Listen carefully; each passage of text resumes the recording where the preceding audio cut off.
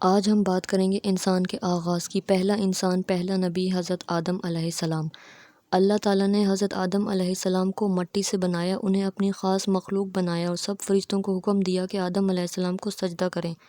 تمام فرشتوں نے سجدہ کیا لیکن ابلیس نے انکار کر دیا، کہا میں آگ سے بنا ہوں، یہ مٹی سے، میں بہتر ہوں۔ یہ غرور ہی تھا جس کی وجہ سے وہ شیطان بن گیا، ہمیشہ کے لیے اللہ کی رحمت سے دور۔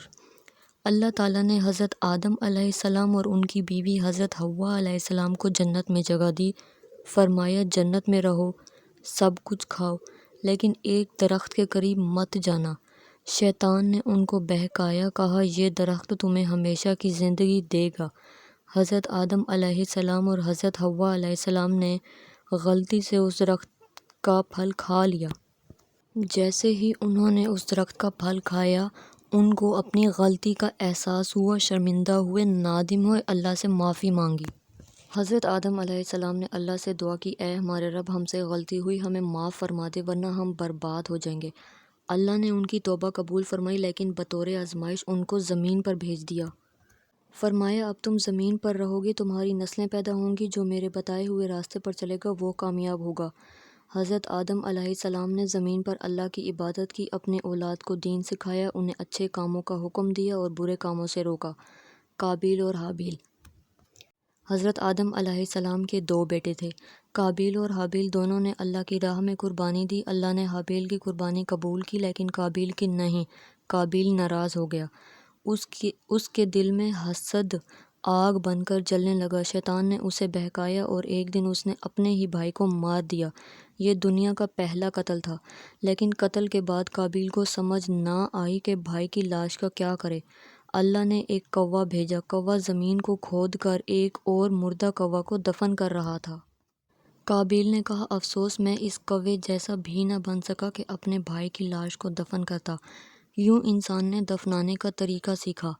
حضرت آدم علیہ السلام کو جب معلوم ہوا کہ ان کے بیٹے نے اپنے بھائی کو قتل کر دیا ہے، جب حضرت آدم علیہ السلام کے بیٹے حابیل کو اس کے بھائی قابیل نے قتل کر دیا تو حضرت آدم علیہ السلام اور حضرت حوا علیہ السلام کو بہت دکھ ہوا۔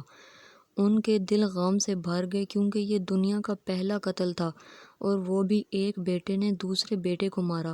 اس وقت اللہ نے حضرت آدم علیہ السلام اور حضرت حوا علیہ السلام کو دل جوئی کے لیے اور نیکی کی نسل کو جاری رکھنے کے لیے ایک بیٹا عطا فرمایا جس کا نام تھا شیث علیہ السلام۔ عربی زبان میں شیث کا مطلب ہوتا ہے اللہ کا دیا ہوا تحفہ۔ وہ حضرت آدم علیہ السلام اور حضرت حوا علیہ السلام کے دکھ کا مرہم بنے۔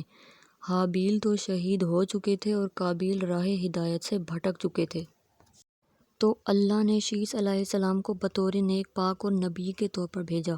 حضرت شیث علیہ السلام کو نبوت دی گئی تاکہ حضرت آدم علیہ السلام کے بعد لوگوں کو اللہ کا پیغام دیا جا سکے۔ جب حضرت آدم علیہ السلام نے تقریباً 1000 سال کی عمر پائی، ان کی زندگی اللہ تعالیٰ کی عبادت اور انسانوں کی اصلاح میں گزری۔ انہوں نے انسان کو یہ پیغام دیا، اللہ کو یاد رکھو اور ہمیشہ حق کے راستے پر چلو۔ جب حضرت آدم علیہ السلام کا وقت قریب آیا تو انہوں نے اپنی نسل کو جمع کیا اور آخری نصیحت کی کہ اللہ سے ڈرو، سچ بولو، نیکی کا حکم دو اور برائی سے روکو۔ حضرت آدم علیہ السلام نے اپنی وفات سے پہلے حضرت شیث علیہ السلام کو اپنے علم، وصیت اور نبوت کی ذمہ داری سونپی۔ حضرت آدم علیہ السلام کا واقعہ ہمیں کیا سکھاتا ہے؟ ہم سب انسان ہیں، ہم سے غلطی ہو سکتی ہے، لیکن معافی مانگنے والا، توبہ کرنے والا اللہ کا پسندیدہ بندہ ہے۔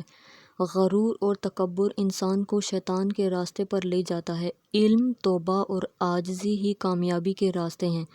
حضرت آدم علیہ السلام کی طرح اگر ہم بھی اپنی غلطیوں پر شرمندہ ہوں، سچے دل سے معافی مانگیں تو اللہ ضرور معاف کرتا ہے کیونکہ وہ سب سے زیادہ مہربان ہے۔ آج ہم سب حضرت آدم علیہ السلام کی اولاد ہیں اور ہمیں بھی شیطان بہکاتا ہے، لیکن ہمیں حضرت آدم علیہ السلام کی سنت پر چلنا ہے۔ غلطی ہو تو فوراً توبہ کرنی ہے اور سچے دل سے اللہ کو یاد کرنا ہے۔ بس یاد رکھو، شیطان گراتا ہے اور اللہ اٹھاتا ہے۔